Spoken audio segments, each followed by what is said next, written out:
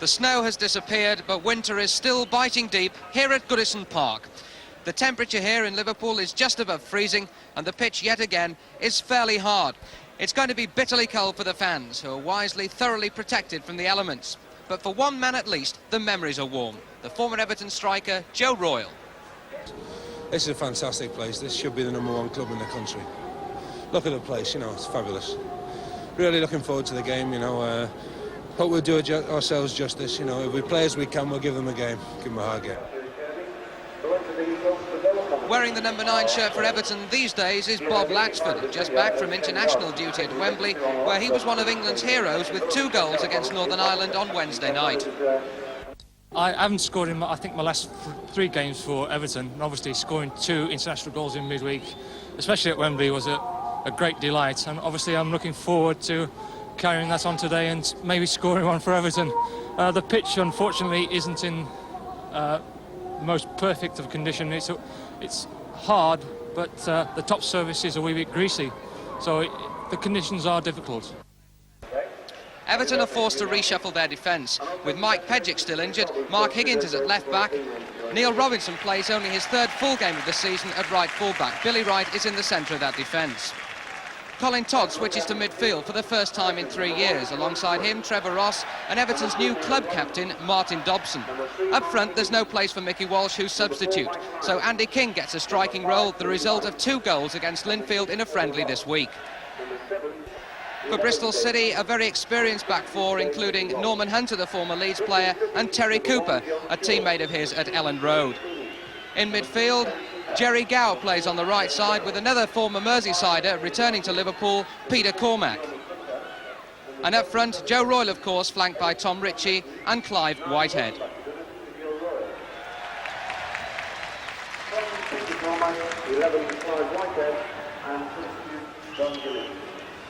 So it's Everton in the dark shirts, kicking from left to right, who get us underway. They haven't won in their last 4 matches.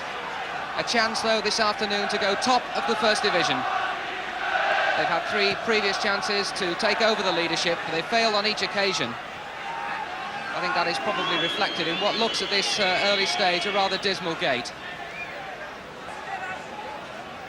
Peter Cormack it is to take this corner for Bristol City. Royle gets the touch, and Wood forced to just touch it over the top. Well, Joe Royle is obviously going to be a threat to Everton in this match. That's the 2nd header he's got in. And George Wood forced to concede the corner again. Some pressure by Bristol City.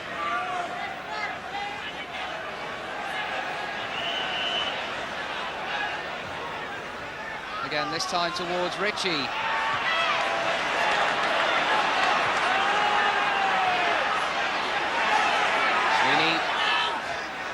Cormack, Cooper, played beautifully for Jerry Gow, who's onside.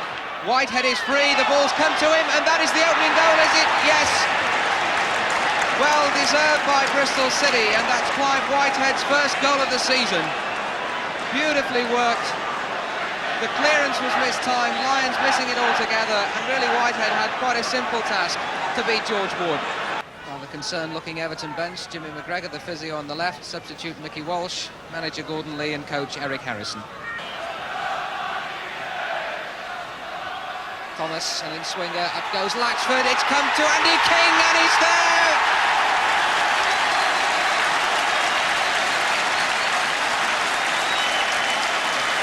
Andy King's 12th goal of the season. It bobbled through to Andy King, through a forest of bodies, and eventually his head was enough to turn it in off the near post to make it Everton 1, Bristol City 1. Everton right back in it. So 32 minutes gone, Everton back on terms, and that's warmed up the crowd a wee bit.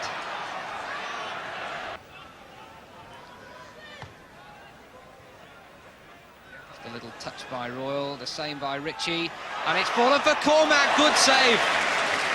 Wood was down very sharply. Cormack turned quite brilliantly and shot towards the far post, but Wood was down immediately to make a good save. Ritchie. Ross, nice control, good first time ball to King. Probably delayed it too long, although he gets in the shot.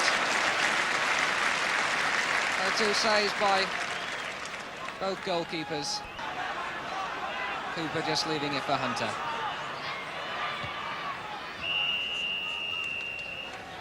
And there indeed is the half-time whistle. Andy King, the player who equalised for Everton after Clive Whitehead had given Bristol the lead. King, of course, in this match converted to a striking role. Mickey Walsh has become substitute. Not a very distinguished first half, but Bristol have possibly adapted better to the conditions with Astro boots. A half-time score then, of Bristol City 1, Everton 1. Welcome back then to the second half. Score 1-1, of course. White heading it straight to Cormac. There could be something on here for Bristol. Whitehead. Ritchie is unmarked, and Whitehead finds him. Taking on Thomas and Wright. Good cross, Whitehead. Oh, a good save. Well, a fortunate save anyway. Whitehead came in on the cross from Ritchie, headed it powerfully down, and George Wood, thankful to see the ball hit his legs and go over the top. Sweeney. Whitehead to Gow. Whitehead continuing on the run and Ritchie finding him. This is better stuff now from Bristol. Whitehead trying to go past Higgins, which he does, and pulls it right back for Ritchie. Oh, that wasn't very far away from Tom Ritchie. A beautiful move. Whitehead it was who turned the ball back from the byline, and Ritchie whose shot just went over the bar.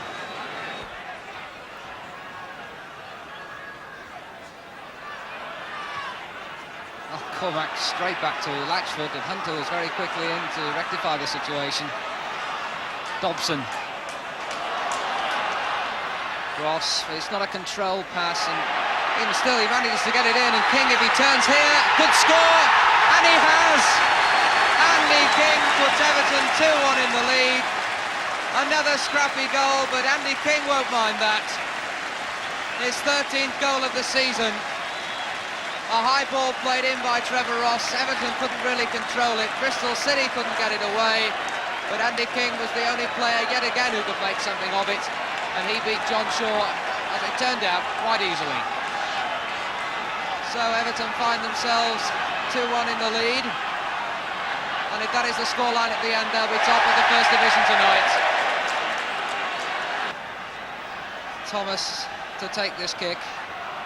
Higgins has moved up, so too has Lyons, Latchford and Dobson. In towards Lyons, a nice back header, Higgins! Couldn't get over it. Dobson.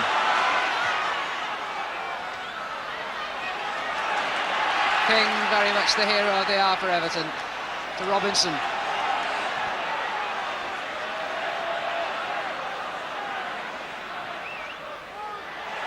And Hunter's missed it, King's on for his hat-trick! Oh, what a finish! That was beautifully done. Andy King gets his first hat-trick of the season, and that was a brilliant bit of finishing. The ball played through, Hunter completely missed it, and King punished the error in no uncertain terms. Everton 3, Bristol City 1, and that should indeed see Everton on top of Division 1 tonight. So Gordon Lee's gamble of playing Andy King up front in place of Mickey Walsh pays off.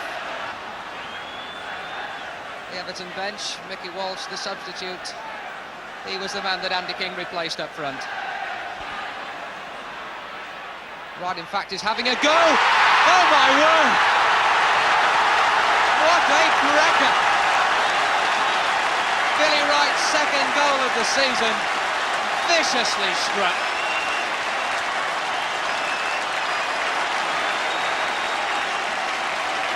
Well, what a tremendous shot by Billy Wright. He seemed to be lining up for some kind of effort as he looked at that Bristol City wall, and then thud, and John Shaw, possibly unsighted, had no chance to keep it out. King. Latchford, he's past Hunter. Now it's a chase between Latchford and Sweeney. Oh! Latchford delayed his shot. And when it came, it went dipping over the bar.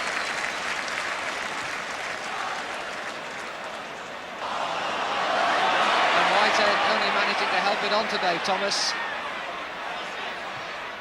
There's been a supplier of prolific crosses this afternoon, but that one might turn out something. Todd, Higgins, Thomas trying the chip and hitting the post. King is still in with a chance. Cormac back very quickly, but King in fact caught offside. Much ado about nothing, but it was all created by Dave Thomas and his crossing.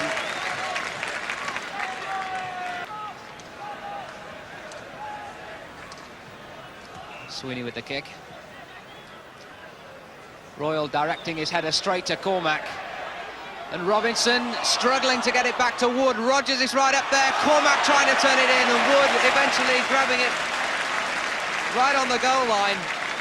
Rare old scramble there. Cormac was right in there, so too was Ritchie, but George Wood eventually managed to grab it. So another chance for Bristol to add some respectability to this scoreline. Certainly doesn't do them any justice. Ritchie turning it in, and it could go in yet. Robinson it was who hacked it off the line. Well, Ritchie turned that in. Robinson cleared it off the line, and that turned out to be the last kick of the match. The goals by Whitehead, the first goal of the match for Bristol City, then followed 3 by this man, Andy King, his hat-trick. The final goal by Billy Wright. Everton then go top of the league with this score, Everton 4, Bristol City 1. 3 times you've been poised to go top of the First Division. Today, the 4th attempt, you've made it. What's the feeling like, Gordon? It's very, very good, really. I think the important thing is that the lads have obviously enjoyed themselves today, because we've been criticised a little bit because we were unfortunate to play on bad pitches. And, we're a footballing team, and the bad conditions I don't think perhaps have suited us. But today we adapted much better, and I think the good win today and the goals we've scored will give the lads a lot of confidence. What about this conversion of Andy King to a striking role? Well, actually, Andy's greatest asset is, is his goal-scoring ability. He's very, very good goal-scoring player. He's got quick feet, he's got sharp brain, and he's got the knack of reading people, particularly defenders, and he always finds the space and the time to be one move ahead, and he does it in midfield, and I'm sure he's a goal-scoring player, and what he's done today hasn't surprised me, because if we had a shooting practice, to be fair, if we play a 5-a-side, he usually gets about 10 goals a game. So that's really his greatest asset, I think. Everton manager Gordon Lee talking there to Paul Doherty. Suddenly it's Andy King the striker. How did all that come about?